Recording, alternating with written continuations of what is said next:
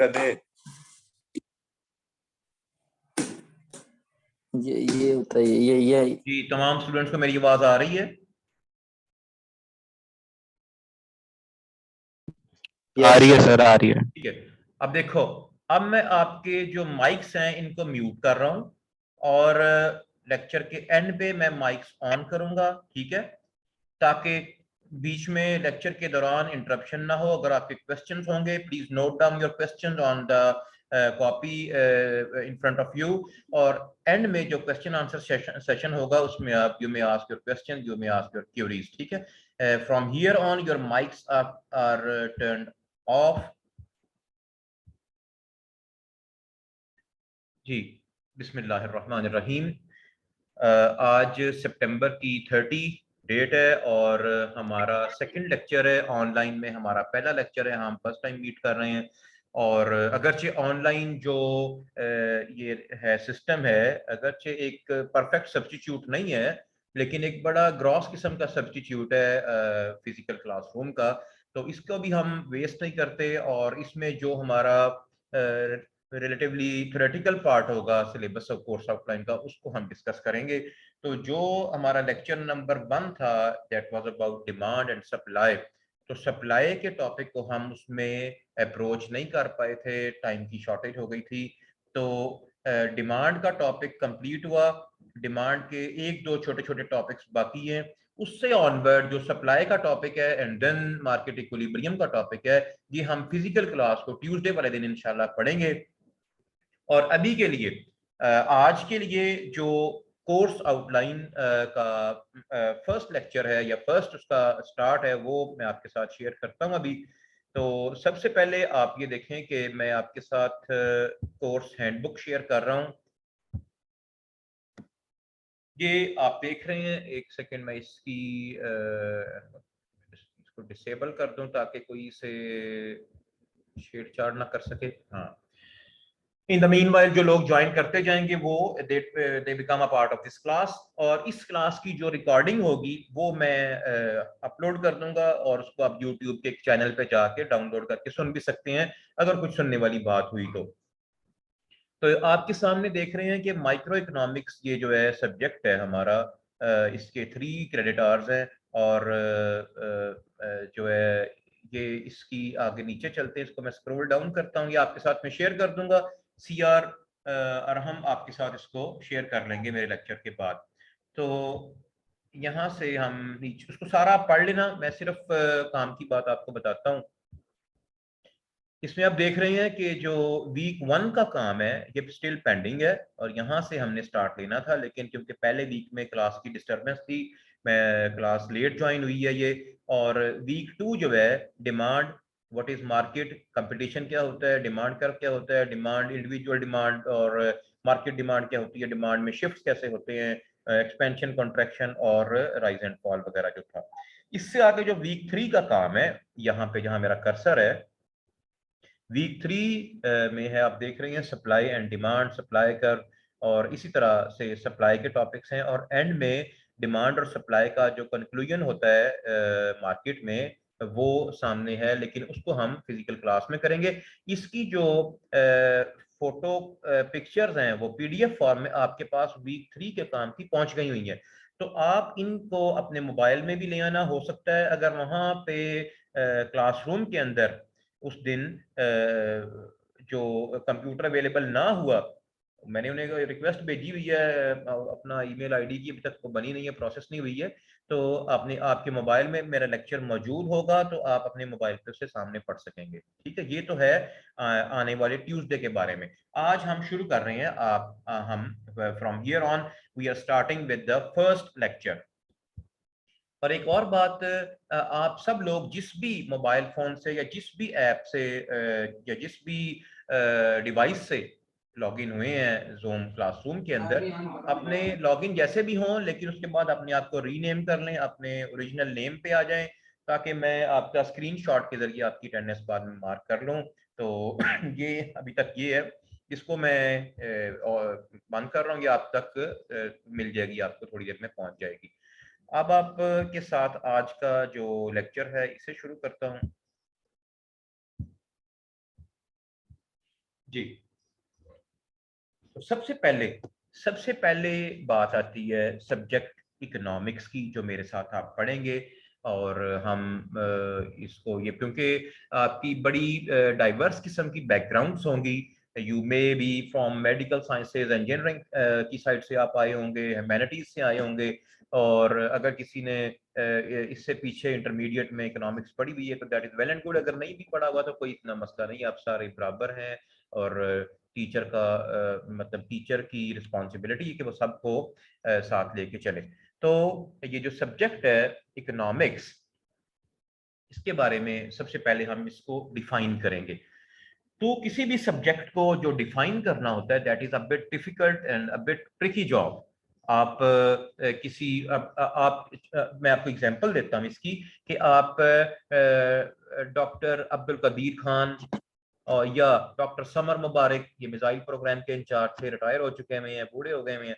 आप इन लोगों से पूछे कि डॉक्टर कदीर साहब आप फिजिक्स को डिफाइन करें, फिजिक्स क्या होती है, और and you are a layman, कि आप उनसे पूछ रहे हैं कि सब्जेक्ट फिजिक्स क्या होता है, तो it's a bit difficult for him to define the subject.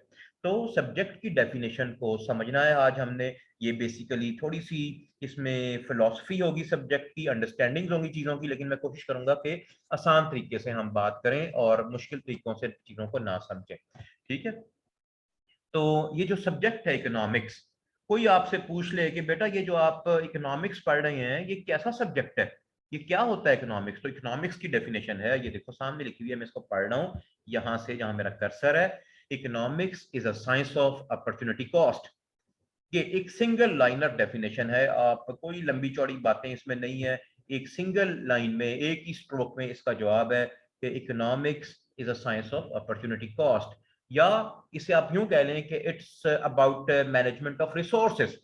तो आप क्योंकि अंडर ग्रेजुएट स्टूडेंट भी मैनेजमेंट साइंसेज के हैं, तो ये समझना है जो सारा कॉन्सेप्ट है पूरा, कि मैनेजमेंट होती क्या है रिसोर्सेज की, यही इकोनॉमिक्स है। तो ये जो डेफिनेशन है इकोनॉमिक्स की, ये एक सिंगल, इसमें एक पिवट किस्म का वर्ड है, एक मतलब एक बेस पॉइंट है इसका, अपॉर्चुनिटी कॉस्ट। कि आपने पूछा कि इकोनॉमिक्स क्या होती है, मैंने कह दिया it's science of opportunity cost. तो ये तो खुद एक क्वेश्चन के अंदर एक और क्वेश्चन है कि जी बात की तो समझ नहीं आई कि अपॉर्चुनिटी कॉस्ट क्या होती है। तो ये जो दूसरा कॉन्सेप्ट है, ये भी एक बहुत ही बेसिक कॉन्सेप्ट है इकोनॉमिक्स का। और जितनी भी पूरी दुनिया में डिसीजन मेकिंग होती है, जो फैसले किए जाते हैं, decisions are based upon opportunity cost. तो ये क्या है, अपॉर्चुनिटी कॉस्ट क्या होती है, ये भी टेक्निकली मैं बताऊंगा, फिर आप इसको एग्जांपल के साथ देखेंगे, समझेंगे बात को, आसान उर्दू जबान में मसाले देंगे ताकि आपको बात की समझ आए। The cost of best alternative foregone is called opportunity cost. ये एक बुकिश किताबी किस्म की डेफिनेशन है जो आपको पता होनी चाहिए। आप सब्जेक्ट पढ़ रहे हैं, इकोनॉमिक्स पढ़ रहे हैं, तो आपको ये दो बातें पता हो कि economics is science of opportunity cost, और अपॉर्चुनिटी कॉस्ट क्या होती है, it's the cost of best alternative foregone. यहां तक अब हम आते हैं इस सब्जेक्ट, इस मौजू को समझना है हमने कि मैनेजमेंट क्या होती है और अपॉर्चुनिटी कॉस्ट क्या होती है, जिसकी बेसिस पे फैसले किए जाते हैं। ये देखो, इसमें बात यूं है कि इसकी भी जो स्क्रीन में शेयर कर रहा हूं मैं आपको, इससे बंद कर रहा हूं ताकि आपकी तवज्जो दोबारा, ये तो दो तीन लोग वेट भी कर रहे हैं। जी, तो मैं ये कह रहा था कि ये जो कॉन्सेप्ट है अपॉर्चुनिटी कॉस्ट, इसको आपने यूं समझना है। अब एक मैं आपके सामने एग्जाम्पल एक्सप्लेन करूंगा, एग्जाम्पल नहीं है, एक केस स्टडी है, and the case study is about yourself. आपके बारे में एक केस स्टडी मैं बनाऊंगा, एक कहानी गढ़ूंगा और आप उस कहानी को सुनेंगे। देखो, आप तमाम लोग फॉल कर रहे हो बिटवीन 18 टू 22 या 23 की एज के अंदर। एक स्पेक्ट्रम है एज ग्रुप की, you are all above, almost above 18, आप सब कम से कम 18 के हो चुके हुए हैं, ठीक है, ईयर वाइज। और 18 से ऊपर है, कोई 20 का होगा, कोई 19 का होगा, कोई 18 का होगा। तो एक स्पेक्ट्रम के अंदर आप फॉल कर रहे हैं। आप तमाम लोग लेबर फोर्स का पार्ट बन सकते हैं। You can be a part of labour force. Labour force क्या होती है, the age group starting from 18 to 60 is called labor force. ठीक है, below 18 you are a child and above 60 you are a retired person. तो ये जो एक spectrum है between 18 to 60 you are entitled to work if you wish to work. ठीक है, अब आपकी ही एज ग्रुप के बेशुमार लोग जो हैं वो आप जाके देखें हाइपर स्टार में या एम्पोरियन मॉल में या पैकेजेस मॉल में, वहाँ कैश काउंटर्स पे काम कर रहे हैं, वहाँ पे रिसेप्शन पे काम कर रही हैं लड़कियां, वहाँ पे मुख्तलिफ जगहों पे लड़के और लड़कियां आपकी एज ग्रुप पे काम कर रहे हैं।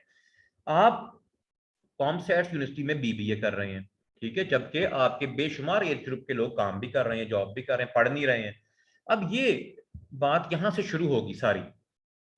आप कॉमसैट यूनिवर्सिटी में बीबीए कर रहे हैं, उसकी रीजन है कि आप इस परसेप्शन में यहां मौजूद हैं कि in at the end of the day you will earn more. अगर जो लोग आपकी एज ग्रुप के इस प्रोफाइल के साथ, इस क्वालिफिकेशन के साथ, इंटरमीडिएट के साथ जो जॉब कर रहे हैं, उन्हें क्या जॉब मिल जाएगी? 10,000 रुपए की जॉब मिल जाएगी महीना, माहवार उनको 10,000 सैलरी मिल जाएगी। लेकिन आप जब एक अच्छी तरीके से क्वालिफाई होकर यूनिवर्सिटी से निकलेंगे और अपने सीवी को एम्बॉडी करेंगे अपनी स्किल्स के साथ, तो आप हो सकता है मार्केट में आपकी सर्विसेज की प्राइस 5 या 6 डिजिट सैलरी में शुरू हो। तो बताने वाली बात यह है कि आप तमाम लोग कॉमसैट्स में, the reason of you being in COMSATS is that you have perception that at the end of the day you will earn more. अब आप कॉमसैट्स यूनिवर्सिटी में पढ़ रहे हैं, तमाम आपके साथ इंट्रोडक्शन भी करूंगा मैं जब हम किसी दिन टाइम निकालेंगे कि आप कहाँ कहाँ से आए हैं, कहाँ कहाँ से पढ़े हैं, क्या क्या, कहाँ आपके पेरेंट्स हैं, फैमिलीज हैं। लेकिन अभी आप ये देखें कि जो भी आप बीबीए कर रहे हैं, आपने कुछ इसकी फाइनेंशियल कॉस्ट बियर की है। आप यहाँ आए हैं, ठीक है, कुछ लोग हॉस्टल में स्टे किए हैं, कुछ लोग ने मतलब कोई बोरो की है जगह, कुछ लाहौर से जिनका ताल्लुक है वो लाहौर में है, लेकिन कुछ एडमिशन फीस है। अब हम सबसे पहले ये देखेंगे कि आप का जो बीबीए में एडमिशन लेना है, ये इसकी कॉस्ट क्या बनती है। तो ये देखो, यहीं से आगे बात चलेगी अपॉर्चुनिटी कॉस्ट क्या होती है। यहां आ जाओ। ये देखो, ये माइक्रोसॉफ्ट एक्सेल शीट के अंदर एनवायरनमेंट है माइक्रोसॉफ्ट एक्सेल शीट की। और इसमें क्या है, एक सेकंड में इसको भी पहले इसको करना होता है हमने डिसेबल बाकी लोगों के लिए, ताकि कोई इसके ऊपर लाइनिंग वगैरह ना लगा सके। अच्छा जी, कॉन्सेप्ट ऑफ अपॉर्चुनिटी कॉस्ट। तो ये देखो, ये कुछ मैंने मोटी मोटी चीजें लिखी हैं। कॉस्ट ऑफ डूइंग बीबीए पर सेमेस्टर टोटल। अब देखो, एडमिशन फीस आपने बताना, मैं ये एक रफ आइडिया है, सिर्फ आपने अंडरस्टैंडिंग लेनी है। मैं कहता हूं कि जी एडमिशन फीस है आपकी 30,000, ठीक है, 30,000 आपकी एडमिशन फी आ गई। ट्यूशन फी पर सेमेस्टर मैं कहता हूं कि लगा लेते हैं, मुझे पता तो नहीं है लेकिन 30,000 ही लिख देता हूँ ये भी। तो 30,000 पर सेमेस्टर है, टोटल 8 सेमेस्टर है, फार्मूले में वैल्यू लगेगी तो आगे जवाब आ गया 24,000। स्टेशनरी, ठीक है, स्टेशनरी आप कितनी यूज करते हैं? मैं कहता हूँ कि जी आप पर सेमेस्टर जो कॉपियां हैं, पेंसिल्स हैं, बॉल पॉइंट्स हैं, ये आप 5,000 रुपए की एक सेमेस्टर के अंदर यूज करेंगे तमाम सब्जेक्ट्स के लिए। फिर ट्रांसपोर्टेशन कॉस्ट है, जाहिर है जब आप बीबीए कर रहे हैं तो बीबीए करने की एक ट्रांसपोर्टेशन भी है। ये बच्चियां हैं, बच्चे हैं, इनको घरों से गाड़ियां पिक करती हैं, ड्रॉप करती हैं, ड्राइवर वेट करता है, फिर आप शाम को घर पहुंचते हैं। तो एक फ्यूल, एक एनर्जी है। आप या अपनी बाइक्स पे, अगर अपनी गाड़ियों पे आते हैं तो उसकी भी जाहिर है फ्यूल चार्जेस हैं, ट्रांसपोर्टेशन कॉस्ट है उसकी। तो मैं इसको लगा लेता हूँ 10,000 पर सेमेस्टर।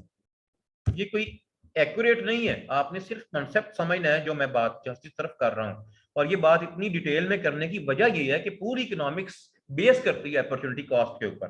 फिर आगे है एंटरटेनमेंट। जाहिर है आप कॉन्सर्ट्स आते हैं, सुबह आते हैं, बेशक एक दिन के लिए आते हैं, 4 दिन के लिए आते हैं, तो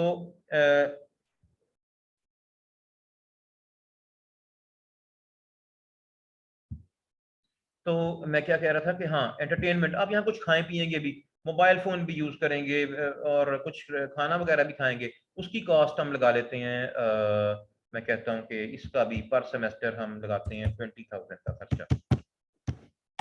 ठीक है, ये दो लोग वेट कर रहे थे, मैंने इनको भी एंटर किया है, लोग आ रहे हैं, कोई बात नहीं, आते रहेंगे, जब कोई ज्वाइन कर ले आ जाए, कोई मसला नहीं है।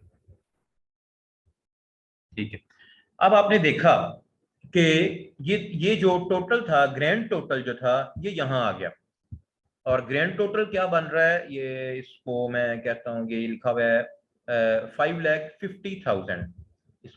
ठीक है ना, ये इसमें जो ग्रैंड टोटल हुआ है आपका आपका जो 4 साल प्रोग्राम है, अंडर ग्रेजुएट प्रोग्राम जिसमें आप एनरोल हुए हैं, दैट इज कॉल्ड बीबीए। ठीक है, बीबीए करने की एक कॉस्ट है जो फिजिकली आपको पे करनी पड़ेगी, that is around 5,50,000 rupees.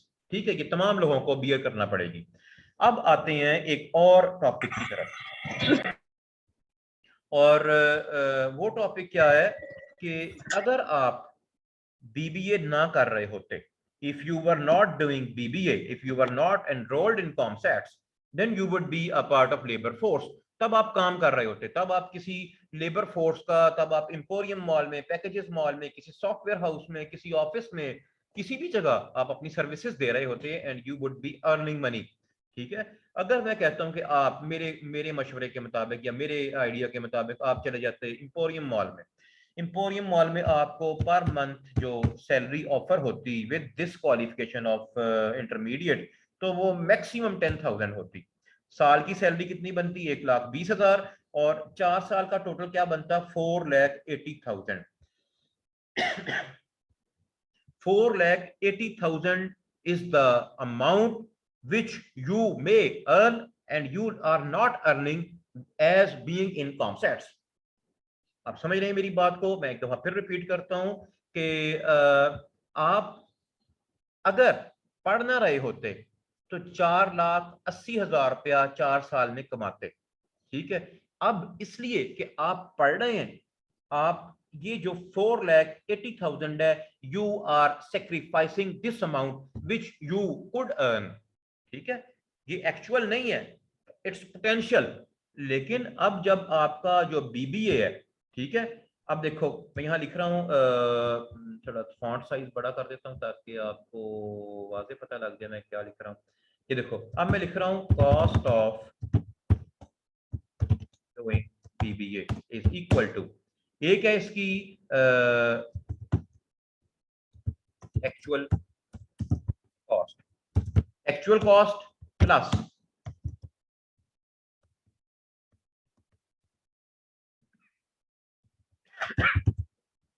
Opportunity cost.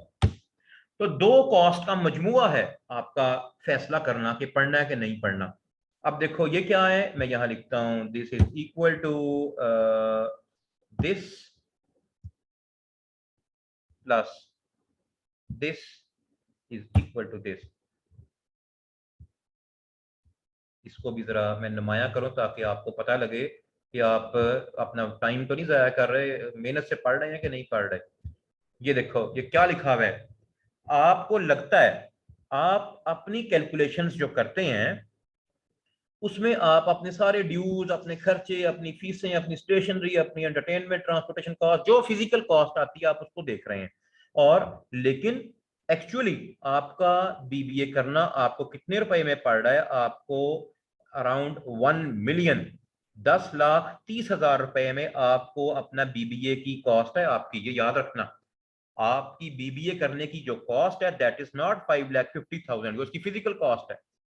आपकी बीबीए करने की असल जो कॉस्ट है, वो जो अमाउंट आप नहीं अर्न कर पा रहे, सेक्रीफाइस कर रहे हैं, वो भी इसकी कॉस्ट का पार्ट है। And the total sum is 1,03 million, या आप इसे कह लो आसान जुबान में 10,30,000 रुपए में आपको बीबीए करना पड़ रहा है। अब ये देखो, लेकिन ये थी बीबीए करने की एक फिजिकल कॉस्ट, एक उसकी अपॉर्चुनिटी कॉस्ट। ठीक है, अगर इसकी अपॉर्चुनिटी कॉस्ट 4,80,000 से बढ़ के हो जाती सुनना गौर से मेरी बात, अगर इसकी 4,80,000 से कॉस्ट बढ़ के हो जाए 14,80,000, ठीक है, तो फिर आप में से कोई भी बीबीए नहीं करेगा। उसकी वजह यह है कि आप कहेंगे कि इतना इतना ज्यादा इसकी अपॉर्चुनिटी कॉस्ट है कि हम इतने ज्यादा रुपए कमा सकते हैं, हम क्यों पढ़ें आगे। बाहर के मुल्कों में क्या होता है, बाहर के मुल्कों में थोड़ी तालीम के साथ भी लोगों को रोजगार मिल जाता है और लोग वहां आगे पढ़ते नहीं है, हायर स्टडीज की तरफ नहीं जाते। कोई टैक्सी चलाने लग जाता है, कोई सिक्योरिटी एजेंसी में जॉब कर लेता है, कोई कुछ काम कर लेता है, इसलिए कि वहां पे the opportunity cost of higher education is very high. तो पाकिस्तान में आला तालीम की जो अपॉर्चुनिटी कॉस्ट है वो बहुत ज्यादा नहीं है, इसलिए लोग हायर से हायर क्वालिफिकेशन पाकिस्तान में ज्यादा प्रेफर करते हैं और जॉब मार्केट में जल्दी नहीं जाते। जॉब मार्केट में तब जाते हैं जब वो एक रीजनेबल क्वालिफिकेशन एक्वायर कर चुके होते हैं। तो अब आपका बीबीए करना डिपेंड करता है एक बीबीए की फिजिकल कॉस्ट पे और एक बीबीए करने की अपॉर्चुनिटी कॉस्ट पे, ठीक है। अब जब हम इसको डिफाइन करते हैं, आपको मैंने शुरू में मैंने डिफाइन किया था, क्या डेफिनेशन थी अपॉर्चुनिटी कॉस्ट की? डेफिनेशन थी the cost of best alternative foregone, ठीक है। अब आपके सामने दो चीजें हैं, दो ऑब्जेक्टिव हैं आपके सामने, एक है डूइंग बीबीए, एक है वर्किंग, एक है आपका जॉब करना, ठीक है। दो सामने पैरेलल ऑब्जेक्टिव लिखे हुए हैं, एक दूसरे का अल्टरनेटिव है। बीबीए करने का अल्टरनेटिव है जॉब करना, ठीक है। अब जब आप बीबीए कर लिया, आपने बीबीए में अपने आप को एनरोल करवा लिया, then the cost of best alternative forgone, best alternative forgone क्या था? 4,80,000। ये जो आपको सेक्रीफाइस करना पड़ा, ठीक है, ये जो आपको सेक्रीफाइस करने पड़े 4,80,000 रुपए, this is called opportunity cost of doing BBA, ठीक है। इसी की एक और एग्जांपल देखो कि सपोज करो आपका 2 कनाल का प्लॉट है, ठीक है। आप 2 कनाल के प्लॉट में फैसला करते हैं कि यहाँ पे हम एक छोटा सा कह लें कि जी एक होटल खोल लेते हैं, ठीक है, एक रेस्टोरेंट खोल लेते हैं, एक कैफे या एक छोटा सा रेस्टोरेंट बना लेते हैं 2 कनाल के प्लॉट में, ठीक है, लॉन बना देते हैं और साथ रेस्टोरेंट बना देते हैं। बाद में जब आप एक उसको होटल को इस्टेब्लिश करने की कॉस्ट आएगी, सीमेंट, सरिया, बजरी, रेत, लेबर और फिटिंग और सारी जो डेकोरेशन, इंटीरियर डिजाइनिंग, सारा एक मुकम्मल होटल इस्टेब्लिश होने की एक कॉस्ट है, ठीक है, एक उसकी फिजिकल कॉस्ट है। जब होटल बन गया तब आपके ज़हन में आया कि यार अगर यहाँ पे हम एक अच्छा सा स्कूल बना लेते या एकेडमी बना लेते या कोई और बिजनेस कर लेते अदर देन दिस, तो फिर हम उससे ज्यादा पैसे कमा सकते थे। लेकिन अब वो जो अपॉर्चुनिटी है वो सेक्रीफाइस हो चुकी है क्योंकि आपके रिसोर्सेज एक जगह पे लग गए हुए हैं। तो ये जो होती है एक ऑब्जेक्टिव अचीव करने के लिए दूसरी चीजों को सेक्रीफाइस करना, ये कहलाता है the concept of opportunity cost. और इसी की बेसिस पे डिसीजन मेकिंग होती है। इकोनॉमिक्स की डेफिनेशन मैंने शुरू में क्या बताई कि economics is science of opportunity cost. तो अब यहाँ पे एक और भी बात मैं साथ इसके साथ ऐड कर दूं कि ये जो बार बार मैं वर्ड बोलता हूँ economics is a science, sciences तो वो होती हैं जो फिजिक्स, केमिस्ट्री और बायो, जिनके जिनके जिनके लॉज यूनिवर्सल हैं, जिनके लॉज जो हैं वो हर जगह एप्लीकेबल हैं और वो किसी खास एजम्पशंस के ऊपर बेस नहीं करते, यूनिवर्सलिटी उनके अंदर तमाम दुनिया में एप्लीकेबल है। साइंस की डेफिनेशन क्या होती है? जो सिंपल वर्ड साइंस है, anything which is based upon cause and effect is known to be science. हर वो चीज जिसमें कोई एक्शन किसी रिएक्शन को लीड करता है, हर वो अमल, हर वो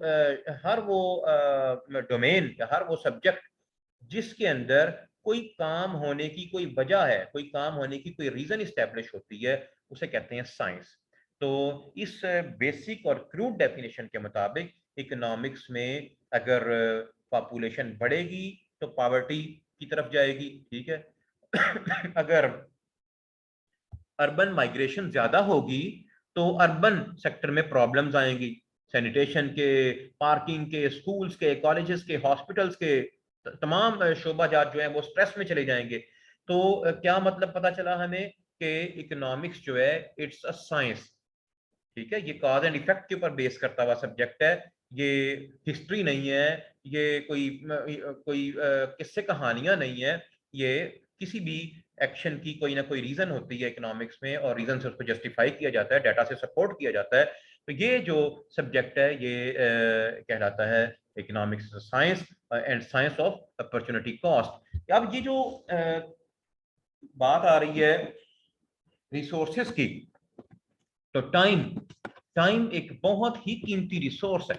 टाइम की मैनेजमेंट करना, एनर्जी की मैनेजमेंट करना,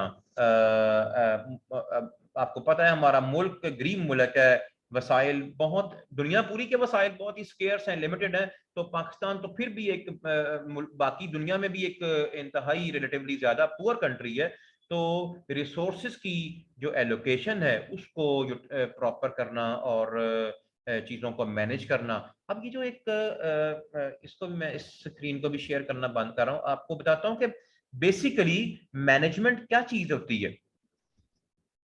कि आपको, आप जब हमारे साथ पढ़ रहे हैं मुख्तलिफ सब्जेक्ट्स पढ़ेंगे, और एंड ऑफ द डे अगर if you are not a good manager तो आपने सारा टाइम वेस्ट किया है। And if you have become a good manager तो फिर आप ये समझें कि आपने अपने पेरेंट्स का और अपना जो टाइम और रिसोर्सेज हैं वो ज़ाया नहीं किए। सपोज करो कि कल जुमा है, ठीक है ना, एक छोटी सी मिसाल दे रहा हूँ आपको मैनेजमेंट की। तो आप निकलते हैं जुमा पढ़ने के लिए, आपकी जुमा पढ़ने से पहले आपकी वालदा कहती है कि आज रोटियां भी ले आना जब जाओगे जुमा पढ़ने के लिए।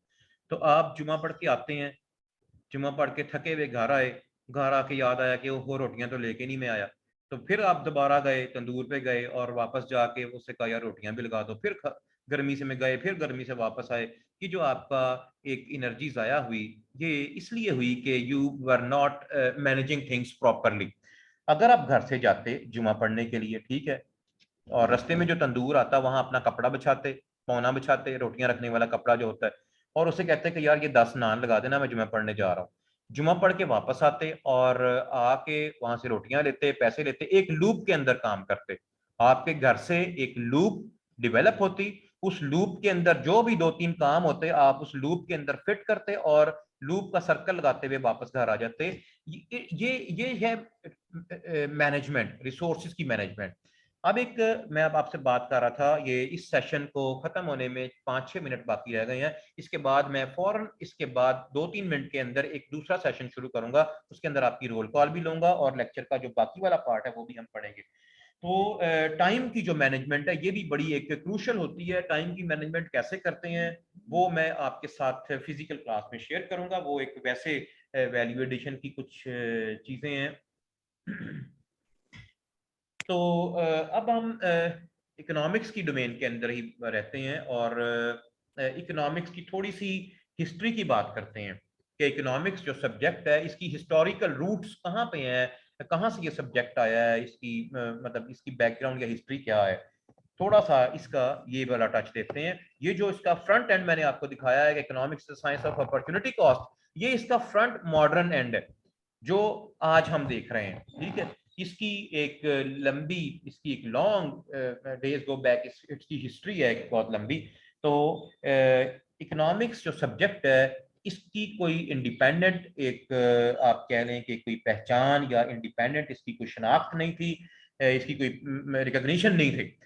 तो it was a part of एक सब्जेक्ट है पॉलिटिकल इकोनॉमी, ठीक है, पॉलिटिकल साइंस। गवर्नमेंट्स कैसे स्टेब्लिश होती हैं, लॉज कैसे बनते हैं, सेनेट क्या होती है, पार्लियामेंट क्या होती है, कानून कैसे बनते हैं, ये जो इसके बारे में जो सब्जेक्ट है ये कहलाता है पॉलिटिकल इकोनॉमी या पॉलिटिकल साइंस। तो economics was not an independent subject. Economics के जो थॉट्स थे they were merged into the subject, the domain known to be political economy. तो it was the first person, उसका ताल्लुक था स्कॉटलैंड से।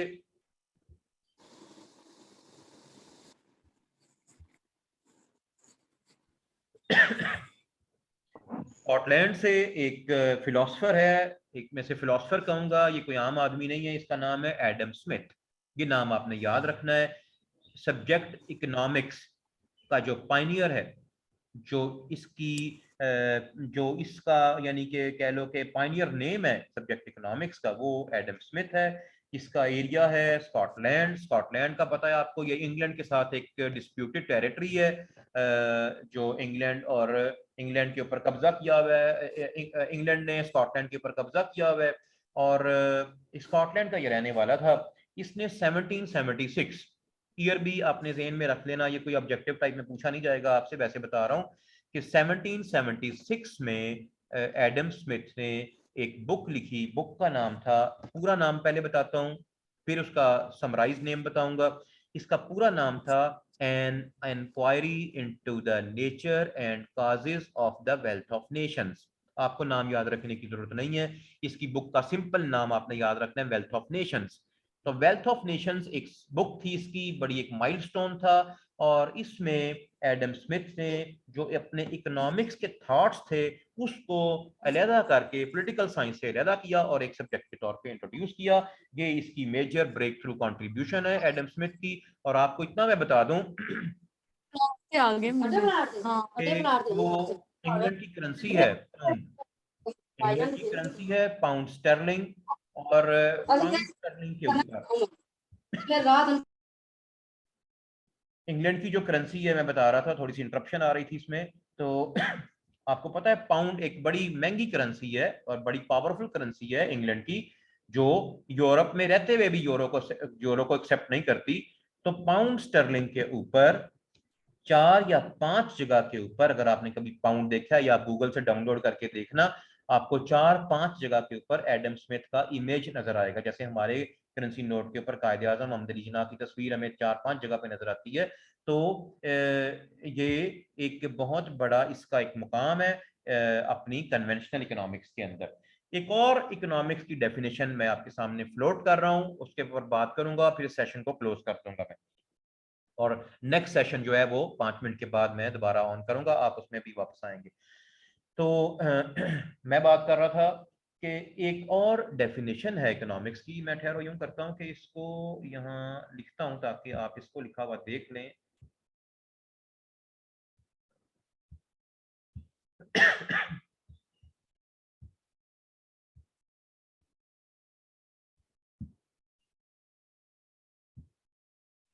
ये देखो, एक इकोनॉमिक्स की और डेफिनेशन हम देखते हैं।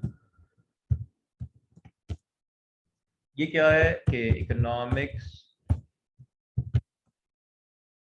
Science of economics is a science which, ये एक जरा पुरानी डेफिनेशन है, which studies human behavior as a relationship between multiple wants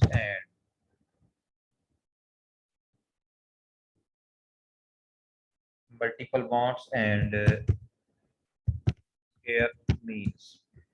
ये देख रहे हो आप, एक मैंने और डेफिनेशन लिखी, इसका जरा थोड़ा सा फॉन्ट बड़ा करते हैं ताकि नुमाया हो जाए। ये क्या है? Economics is a science. दोबारा से रिपीटेडली वही कॉन्सेप्ट है कि इकोनॉमिक्स एक साइंस है, एक सब्जेक्ट है जो कि कॉज एंड इफेक्ट के ऊपर बेस कर रहा है। ठीक है, लास्ट मिनट चल रहा है, सुनते जाना, ये रिकॉर्डिंग अपलोड हो जाएगी, लेकिन इसको समझ लो अभी लास्ट मिनट के अंदर। Economics is a science which studies human behaviour as a relationship between, दो चीजें हैं। नंबर एक है मल्टीपल बॉन्ड्स, ठीक है, कि इंसान की जो ह्यूमन बॉन्ड्स हैं they are unlimited. If I ask you to write down your desire your wants, आपकी लिस्ट खत्म हो जाएगी, पेजेस खत्म हो जाएंगे, बट आपकी जो ह्यूमन वांट्स हैं ये खत्म नहीं होंगी। और दूसरा जो कॉन्सेप्ट है वो साथ क्या है? Scarce means. तो इंसान को जो इंसान के रिसोर्सेज हैं अपनी अनलिमिटेड वांट्स को पूरा करने के लिए, वो लिमिटेड है। अगर कोई दुनिया में बिल गेट्स है तो बिल गेट्स के पास भी अनलिमिटेड रिसोर्सेज नहीं है, लिमिटेड रिसोर्सेज है, स्केर्स रिसोर्सेज है। तो ये जो वर्ड है स्केर्सिटी, इसके ऊपर अब हम एक अगले सेशन में बात करते हैं। इस सेशन को टाइम खत्म होने से पहले मैं टाइम आउट कर रहा हूं और ये स्क्रीन जो आपके साथ शेयर हो रही है ये बंद कर रहा हूं। आपके माइक्स भी अब अनम्यूटेड हैं। और अरहम, आपने